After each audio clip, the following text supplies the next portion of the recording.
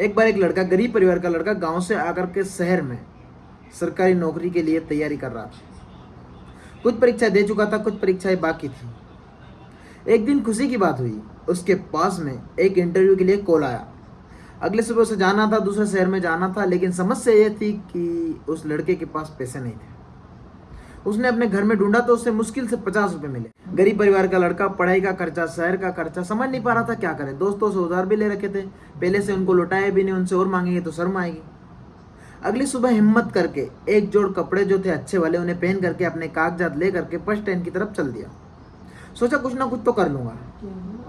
ऊपर वाले को धन्यवाद दे रहा था, पूछ भी रहा था कि क्या कर दिया मेरे साथ। लड़के को लग रहा था कि कोई ना कोई जान पहचान का मिल जाएगा, लिफ्ट मिल जाएगी, पहुंच जाएंगे, इंटरव्यू देकर के आ जाएंगे।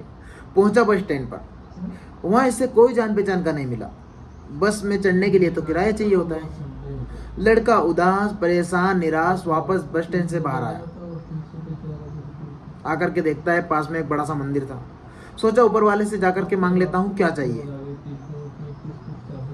लड़का पहुंचता है, मंदिर की सीढ़ियां चढ़ता है, अंदर जाकर प्रणाम करता है, बोलता है कि अब आप ही बचा सकते हो इस समस्या से। उतर करके सीढ़ियों पर बैठ करके जूते पहन रहा होता है तो देखता है कि पास में फकीर बैठा हुआ है और उनके कटोरे में बहुत सारे पैसे रखे हैं। फिर से मंदिर की तरफ मुड़ता है और कहता है कि वाह कमाल, देखो जिसको चाहिए उसको दे नहीं रहे, जिसको नहीं चाहिए उसको बहुत सारे दे रखे पैसे।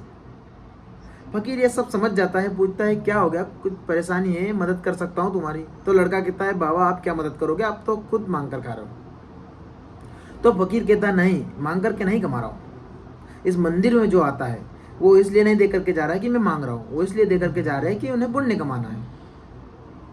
मैं तुम्हारी मदद कर सकता हूँ, बात क्या है।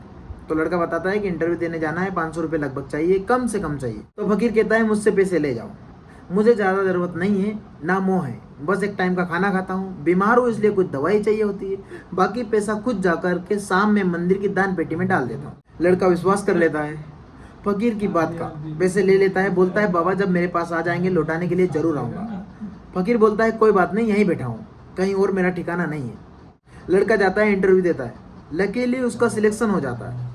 खुश होकर के वो लड़का शाम में जब वापस अपने शहर आ रहा होता तो सोच रहा था कि बाबा को धन्यवाद करूंगा, उन्हीं की वजह से आज चमत्कार हुआ।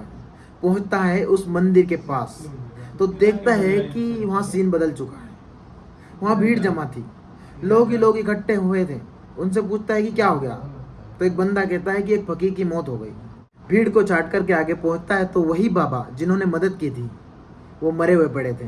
एक व्यक्ति कहता है कि आज इन्होंने दवाई नहीं ली, शायद पैसे नहीं रहे होंगे इसलिए चले गए। लड़का कहता है वाह ऊपर वाले, एक इंसान किसी की जिंदगी बनाने के लिए खुद की जिंदगी दांव पर लगाकर चला गया। समझ नहीं पाता क्या करे, बहुत चक्का रह जाता है। जैसे एक इंसान की ओर आवाज आती है, भिखारी था मर गया अच्छा हुआ, वैसे भी किसी काम के नहीं होते। ये छोटी सी कहानी हमें 2 बातें सिखाती है। पहली बात, हमेशा दूसरों पर विश्वास करो, उनकी मदद करो, क्योंकि हम जब मदद करेंगे तभी एक दूसरे की मदद करते हुए आगे बढ़ पाएंगे। और दूसरी बात, भरोसा रखो, जब आपको लगता है कि लाइफ में कुछ नहीं हो सकता तब कहीं ना कहीं आपको मदद जरूर मिलेगी। तो थैंक यू गाइस, ये थी आज की कहानी। अगर कहानी आपको पसंद आई हो, अच्छी लगी हो तो वीडियो को लाइक शेयर जरूर करना। Thank you.